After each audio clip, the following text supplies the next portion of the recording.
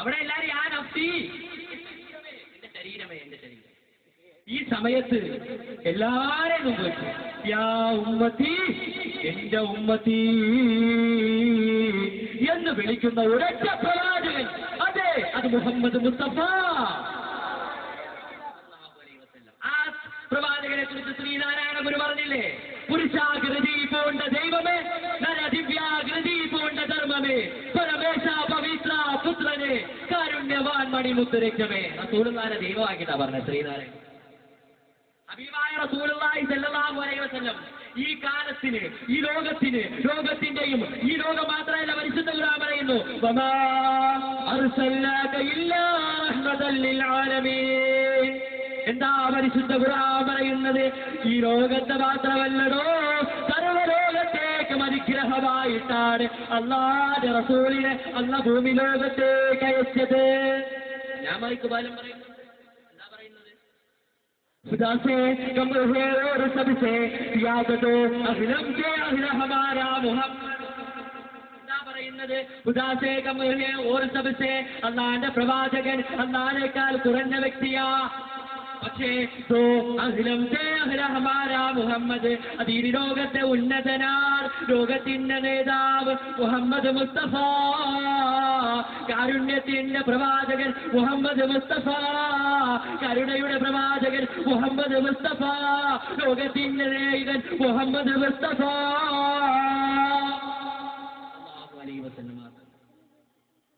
പ്രവാചകനെ കുറിച്ച് ഇങ്ങനെ പറഞ്ഞാൽ അന്നത്തെ വിഷയം സംസാരിക്കാൻ കഴിയും.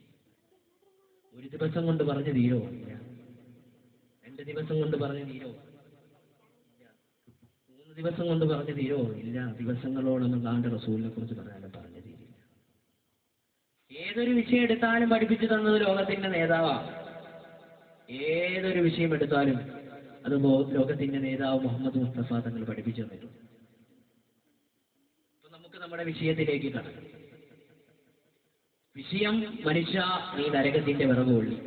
അപ്പോ ദുനിയാവില് ആദ്യം നമുക്ക് എടുക്കാം, അല്ലാഹു തആല ഇങ്ങോട്ട് വിട്ടത് തന്നെ എന്തിനാണ്? നിസ്കാരത്തിന് അല്ലേ?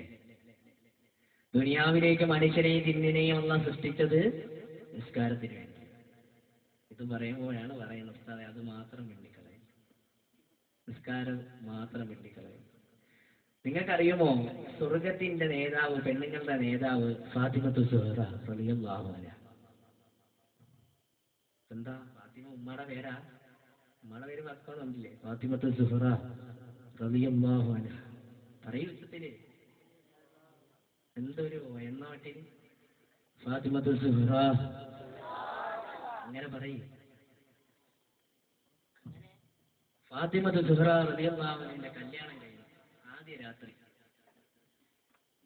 രാത്രി അതിനൊക്കെ ഇൻട്രസ്റ്റ് ആയല്ലേ? ആദ്യ രാത്രിയില് അവിടെ നിന്നിട്ട് ആര് വരെയാണ്? അലിയാര് തങ്ങൾ വരെയാണ്. റസൂലുള്ളാഹി തങ്ങൾ തിരഞ്ഞെടുത്ത വ്യക്തിയല്ലേ അലിയാര് തങ്ങളെ? അലിയാര് തങ്ങൾ ഇങ്ങനെ കയറി വരുന്നത്. അലിയാര് തങ്ങൾ ആരും നിങ്ങൾക്ക് അറിയില്ലേ? ഖൈബർ കോട്ടയുടെ വാതിൽ ഒറ്റ കൈകൊണ്ട് പൊക്കിയെടുത്ത് ഘോര വെട്ടുകൾ തടുത്ത ലോകത്തിന്റെ നേതാവ് മുഹമ്മദ് മുസ്തഫ തങ്ങളുടെ, ആ പ്രവാചകൻ തങ്ങളുടെ കരളിന്റെ കൃഷ്ണബാല ഫാത്തിമ ബീവി റളിയല്ലാഹു അൻഹ സ്വന്തം ഭർത്താവ്. അവിടെ നിന്ന് ഈ ഭർത്താവ് ഇങ്ങനെ കയറി വരികയാണ്. ഈ സമയത്ത് വന്ന് വീട്ടിലേക്ക് കയറി വന്ന് ആദ്യമായിട്ട് വന്ന് ഇപ്പൊ ലൈറ്റാണ്, അപ്പൊ ലൈറ്റ് ആയിരിക്കില്ല, അപ്പൊ എന്താണെന്ന് ഞാനും കണ്ടിട്ടില്ല. എന്തായാലും ഉള്ളത് ഓഫാക്കിയിട്ട് ഇങ്ങനെ നിൽക്കുക. ഈ സമയത്ത് കട്ടിലിൽ ഇരുന്നുകൊണ്ടെങ്കിൽ ഫാത്തിമ ബീവി കരയാൻ തുടങ്ങി, പൊട്ടി പൊട്ടി കരയാൻ തുടങ്ങി. വലിയാരങ്ങൾക്ക് ആകെ വിഷമമായി പോയി. അടുത്തിരുന്ന് ചോദിച്ച്, എന്തിനാ കരയണ ഫാത്തിമ? എന്തിനാ നീ ഇങ്ങനെ പൊട്ടിക്കരയുന്നത്? എന്നെ നിനക്ക് ഇഷ്ടപ്പെട്ടില്ലേ? അതല്ലേ ചോദിക്കൂ. എന്നെ ഇഷ്ടപ്പെട്ടില്ലേ നിനക്ക്? പിന്നെ എന്തിനാ കരയുന്നത്? പിന്നെ ചോദിച്ചു, ഞാൻ സമ്പന്നനല്ലല്ലോ, ഞാൻ പാവപ്പെട്ടവനായോണ്ടാണോ നീ കരയുന്നത്? നിന്റെ വാപ്പ പാവപ്പെട്ടവനെ പിടിച്ചേപ്പിച്ചുകൊണ്ടാണ് കരയുന്നത്? മൂന്നാമത് വീണ്ടും ചോദിച്ചു, ഫാത്തിമ എന്നെ വിഷമപ്പെടുത്താതെ കാര്യം പറ, എന്തിനാണ് മോളെ നീ കരയുന്നത്? ഈ സമയത്ത് അല്ലാഹുവിന്റെ കരളിന്റെ കഷ്ടമായ ഫാത്തിമ ബീവി പറയുകയാണ്. എന്തെന്നറിയുമോ പറയുന്നത്? നിങ്ങൾ വീട്ടിലേക്ക് കയറി വന്നപ്പോൾ ആദ്യമായിട്ട് കയറി വന്നപ്പോൾ ഞാൻ കരുതി ഇന്നു മുതൽ എന്റെ കൂട്ടുകാരനായിട്ട്, എന്റെ കൂടെയായിട്ട്, എന്റെ ഭർത്താവായിട്ട് നിങ്ങൾ കാണുമല്ലോ. നിങ്ങൾ ഇങ്ങ് കയറി വന്ന് ലൈറ്റ് അങ്ങ് ഓഫാക്കിയപ്പോൾ ഞാൻ കരുതിപ്പോയി, ഞാൻ ഓർത്തുപോയി, നാളെ മലക്കുൽ മൗത്ത് അങ്ങ് വന്ന് എന്റെ റൂഹ് പിടിച്ചാൽ പിന്നെ ഖബറില്ലാൻ ഒറ്റയ്ക്കല്ലേ ഉള്ളൂ, പിന്നെ ഖബറില്ലാൻ ഒറ്റയ്ക്കല്ലേ ഉള്ളൂ. അവിടെ കൂട്ടുകാരില്ലല്ലോ, വാപ്പയില്ലല്ലോ, സഹോദരന്മാരില്ലല്ലോ, മക്കളില്ലല്ലോ, ഈ പറയുന്ന നിങ്ങൾ പോലുമില്ലല്ലോ. അതൊക്കെ ഓർത്തിട്ട് കരഞ്ഞു പോയതാണ്. അങ്ങോട്ട് പറഞ്ഞു തീർന്നപ്പോൾ അലിയാരിതങ്ങൾ പൊട്ടിക്കരയുകയാണ്. ചോദിക്കുന്നു, എന്തിനാണ് നിങ്ങൾ കരയുന്നതെന്ന് ചോദിച്ചപ്പോൾ ഫാത്തിമ നീ പറഞ്ഞപ്പോഴാണ് ഞാൻ ഓർത്തു പോയത്, ഭയാനകരമായ ഖബറിൽ നീ എന്റെ കൂടെ കാണില്ലല്ലോ. എന്താണ്